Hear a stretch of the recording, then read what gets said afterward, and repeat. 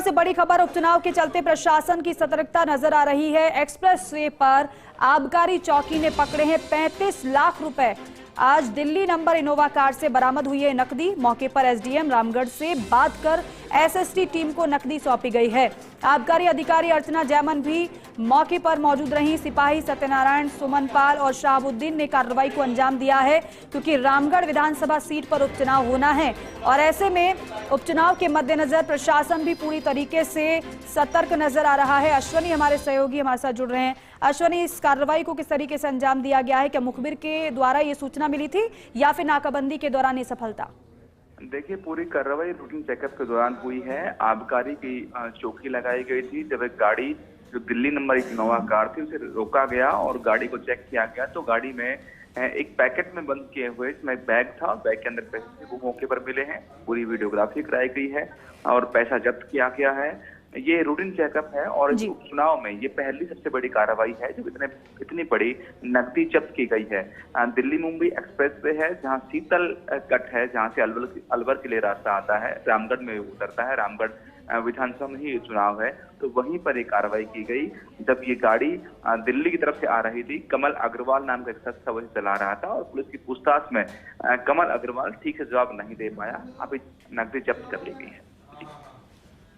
बिल्कुल, और नकदी को जब्त कर लिया गया है। और अब क्या एक ही व्यक्ति पकड़ा गया अश्वनी या फिर अन्य साथी भी कोई था?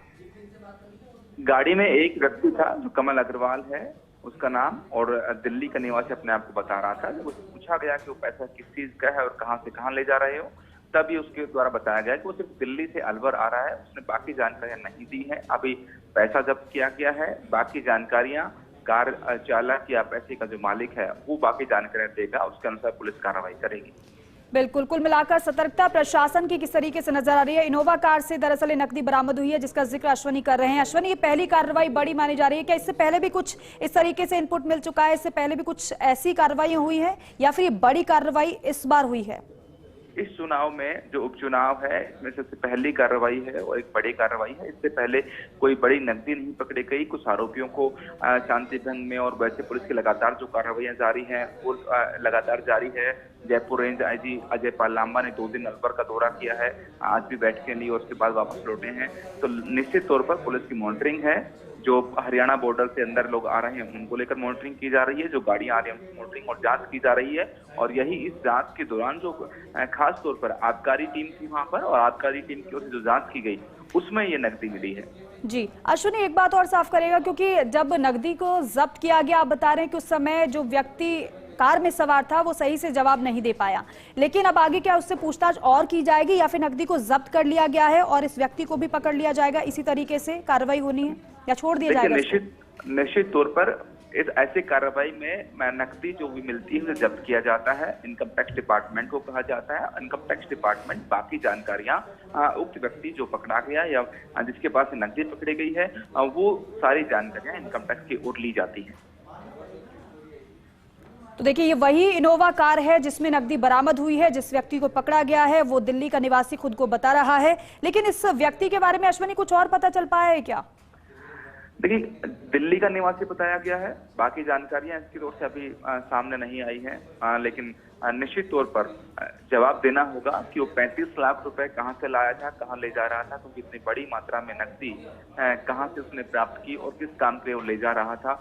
जवाब उसे देना होगा। पूरे मामले की जांच होगी। इनकम टैक्स डिपार्टमेंट भी बातचीत करेगा और सवाल जवाब करेगा। चलिए ठीक है अश्वनी, बहुत शुक्रिया इस पूरी जानकारी के लिए। तो फिलहाल पूछताछ अब की जाएगी इस व्यक्ति से, लेकिन प्रारंभिक तौर पर ये पता चला है कि जब नकदी को लेकर इससे जानकारी मांगी गई तो ये संतुष्ट जवाब नहीं दे पाया और इसलिए नकदी को जब्त कर लिया गया है। आगे इस पूरे मामले में जानकारी जुटाई जा रही है।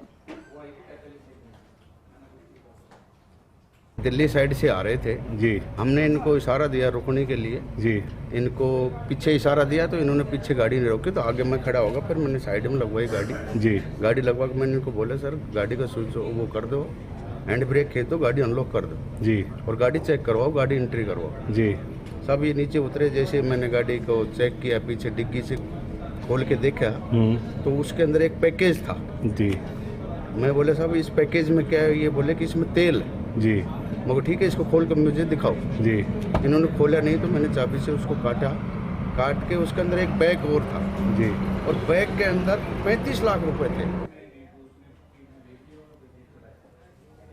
तो देखिए, टीम के सदस्य की तरफ से जानकारी दी गई है किस तरीके से गाड़ी को रोका गया था और किस तरीके से जब इस व्यक्ति से पूछताछ हुई और पता चला, जब हालांकि व्यक्ति आनाकानी कर रहा था चेकिंग करने के लिए, लेकिन जब चेक किया गया इसकी गाड़ी को तो एक बॉक्स टीम को दिखाई दिया। उस बॉक्स को जब चेक किया गया तो उसमें 35 लाख रुपए की राशि बरामद होती है और संतोषजनक जवाब नहीं मिलता इस व्यक्ति की तरफ से। उसके बाद इस राशि को जब्त कर लिया जाता है और इस कार्रवाई से समझ में आता है कि प्रशासन कितना ज्यादा सतर्क है।